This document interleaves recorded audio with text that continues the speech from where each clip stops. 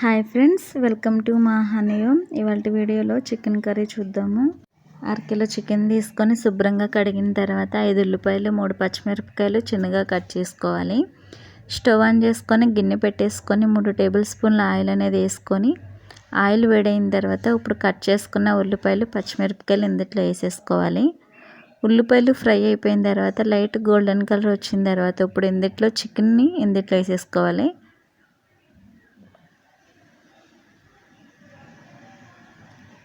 Chicken వేసిన తర్వాత ఒకసారి గరిటె తీసుకొని ఒకసారి కలపండి. కలిపిన తర్వాత 3 టేబుల్ స్పూన్ల అల్లం వెల్లుల్లి పేస్ట్ ఇందులో వేసుకోవాలి.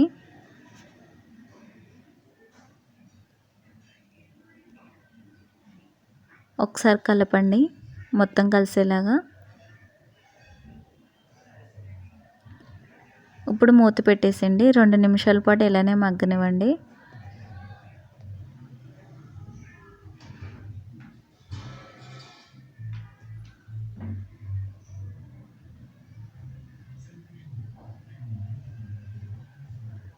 రెండు నిమిషాల తర్వాత ఓపెన్ చేసి చూసి ఇందులో కొద్దిగా ఉప్పు లేదా సాల్ట్, కొద్దిగా పసుపు వేసుకోండి.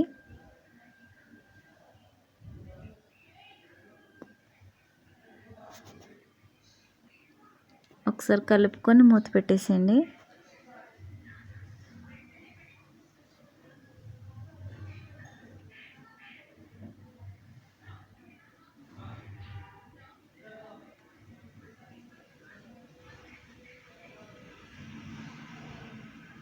ఒక నిమిషం తర్వాత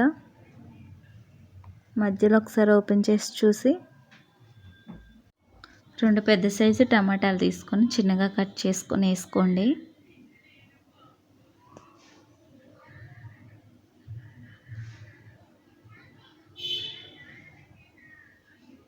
టమాటాలు వేసిన తర్వాత ఒకసారి కలుపుకొని మూత పెట్టేసేయండి.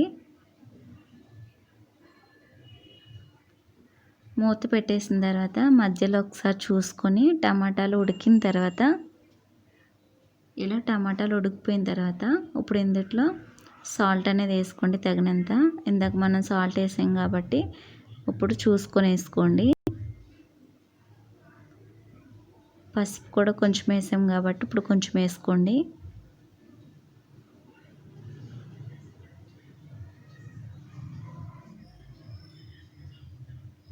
రెండు స్పూన్ల కారం కూడా వేసుకోండి. మీ టేస్ట్కి తగ్గట్టు కారం అనేది వేసుకోండి.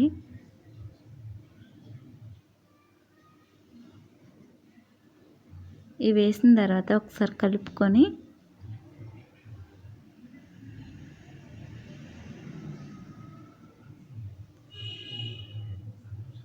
ఒక గ్లాస్ వాటర్ ఇందులో వేసుకోవాలి.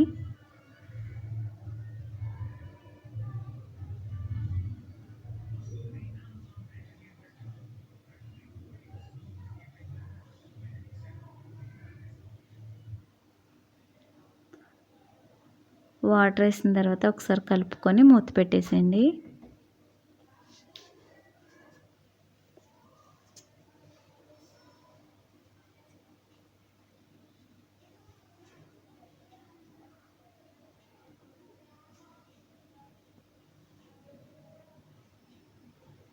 మూత పెట్టేసిన తర్వాత ఇప్పుడు ఈ మసాలాలు దంచుకోండి.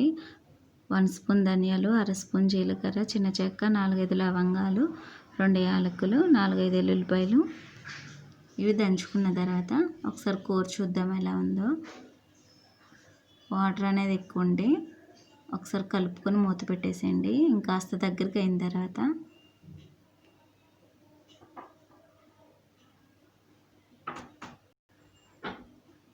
ఇప్పుడు ఒకసారి కలుపుకొని దగ్గరగా అయిన తర్వాత చూసుకున్నప్పుడు మనం దంచుకునే మసాలాలు ఇందులో వేసేసుకొని స్టవ్ అనేది సిమ్లో పెట్టేసుకొని 2 నిమిషాల పాటు ఇలా మగ్గనివ్వండి.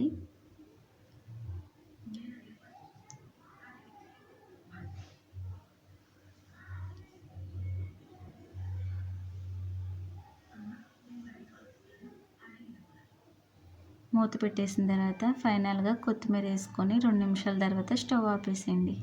అంతే ఫ్రెండ్స్, ఎంతో టేస్టీ అయిన చికెన్ కర్రీ రెడీ అయిపోయింది.